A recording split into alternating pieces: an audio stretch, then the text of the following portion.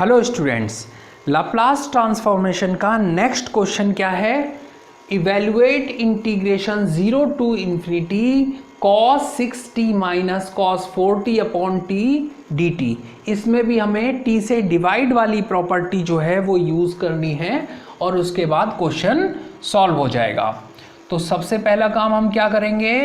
Late ft is equals to cos 6t minus cos 4t.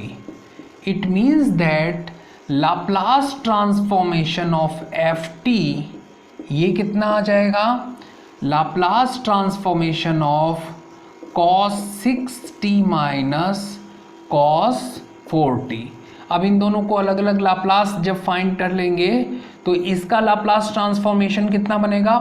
p upon p square plus 36 minus इसका Laplace हो जाएगा p upon p square plus 16, क्योंकि यहाँ जो t का coefficient होता है उसका स्क्वायर यहाँ नोट किया जाता है। फॉर्मूले में आपने देखा ही होगा प्रीवियस वीडियोस में। ठीक है, अब आप देखिए इसको हम नाम देते हैं fp। ठीक, और नेक्स्ट स्टेप में हम t से डिवाइड वाली प्रॉपर्टी यूज करेंगे। We know that if Laplace transformation of ft is equals to fp, then Laplace transformation of ft upon t is equals to integration p to infinity fp dp। ठीक है, इस property का हम जब यहाँ use करेंगे तो लाप्लास ट्रांसफॉर्मेशन हमारे पास आ जाएगा cos 6t minus cos 4t divided by t। इसका लाप्लास क्या निकल के आएगा? Integration p to infinity p upon p square plus 36 minus p upon p square plus 16। ठीक है, fp जो लिखा हुआ था fp की ये वाली वैल्यू हमने यहाँ पर नोट कर दी और इसे लिखा जाएगा dp।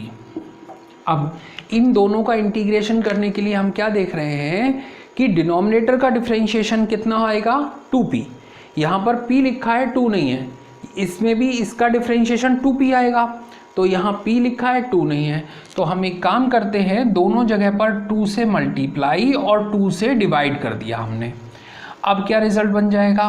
1/2 bracket start. इसका डिफरेंशिएशन न्यूमरेटर में है, इसका मतलब हम इस टर्म को लॉग में लिख सकते हैं, जो इसका इंटीग्रेशन की वैल्यू होगी लॉग पी स्क्वायर प्लस 36 हो गया, माइनस इसमें भी देखिए इसका डिफरेंशिएशन ये है तो ये वैल्यू लॉग में लिख दी जाएगी log P square plus 16 bracket close, limit apply होगी p to infinity.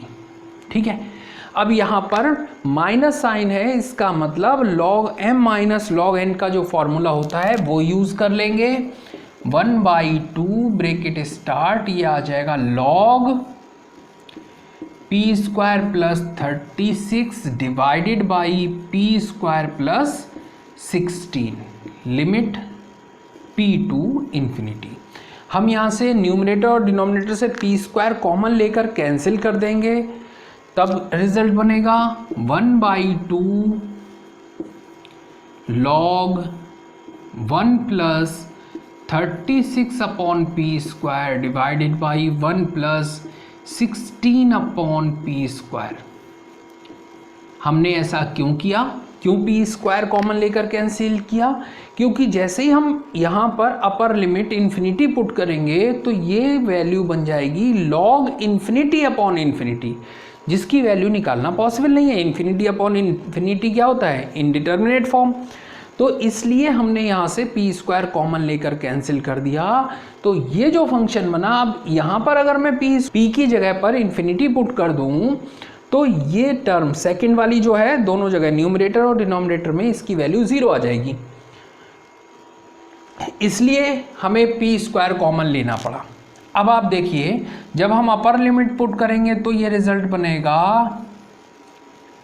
log 1 minus log 1 plus 36 upon p square divided by 1 plus 16 upon p square.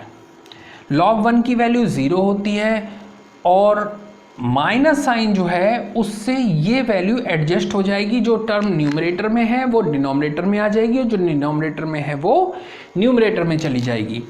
तो रिजल्ट बनेगा 1/2 log 1 plus 16 upon p square divided by 1 plus 36 upon p square.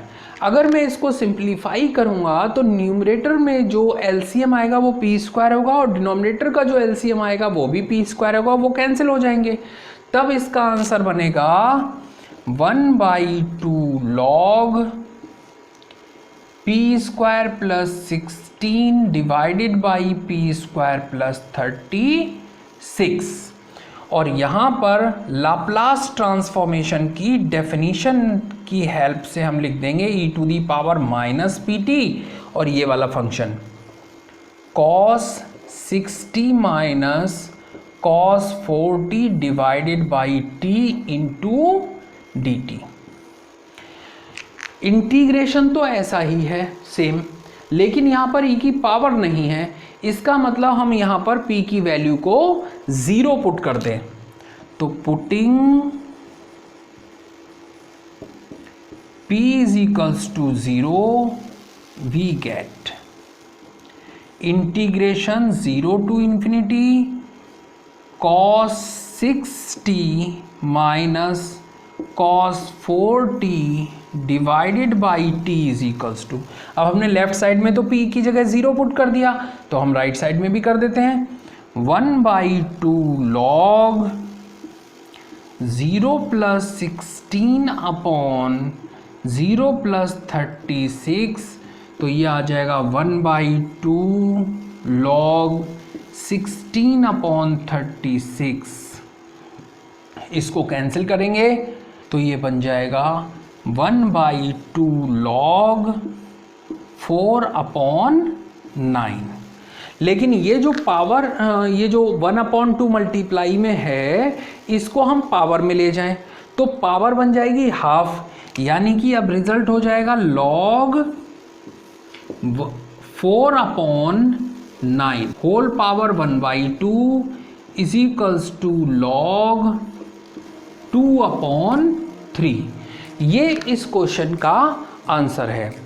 उम्मीद करता हूँ ये question भी आपको बहुत अच्छी तरह से समझ में आ गया होगा। Thank you.